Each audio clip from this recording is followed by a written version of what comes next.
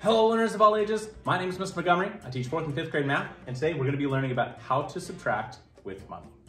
Now, when it comes to subtraction with money, one of the things I'm going to be asking you to do is aligning to subtract. We're going to combine all the subtraction rules that we know, especially up to the hundredths place. So I have my minuend and my subtrahend. I'm going to be writing this instead of horizontal. I'm going to be writing it vertically. That way it makes it a little bit easier. So they might ask me to align, then subtract. So I have my first number. I'm going to make sure that both my decimal places are in line. 36 comes before the decimal place, which lines nicely with my 45 up here. And 14 comes after the decimal place over here. I'm going to just add $1 sign and a subtraction sign. And I've aligned my subtraction problem. Now I'm going to start from the left-hand side and go over to the right to see if I can't subtract each one. 4 minus 3, yep. 5 minus 6, nope. 1 minus 1, yep. And 6 minus 4, yep. So we just only have one category in the ones place that cannot be subtracted. So I can cross out that 4, change to a 3, and change this 5 to a 15. Now I can subtract everything starting from the right-hand side going over to the left. 6 minus 4 is 2, 1 minus 1 is 0, decimal point. 15 minus 6 would be 9, and 3 minus 3 would be 0, so I would have $9.02 left. Let's do one last example of where we have to align and subtract.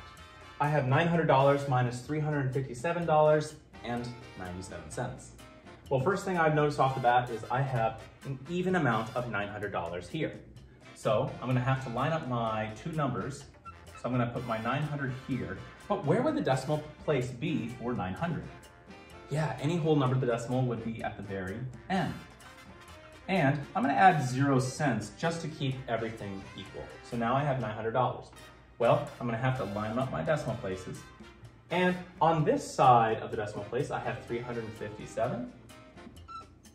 357, make sure that my ones place, tens place, and hundreds place are all lined up, and 97 cents is behind.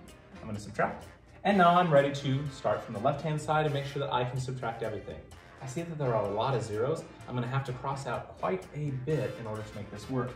So 9 minus 3 can work, but everything else cannot work because it's over 0.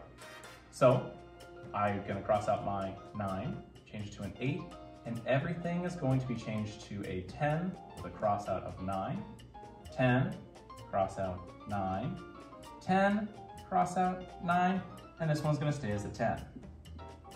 Just for reference, I did it a little bit quickly, but this changes to a 10.